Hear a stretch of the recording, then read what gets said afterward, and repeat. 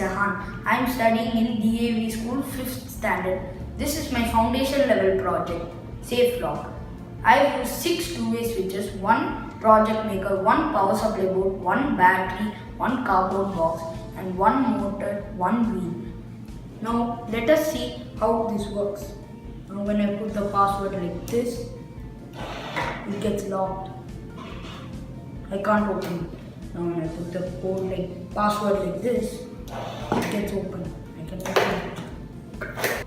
When I put the code like this, it gets locked. And when I change it like this, it gets open. I made this project because I wanted my expensive items to be safe in a place. Thank you. I hope you like the video.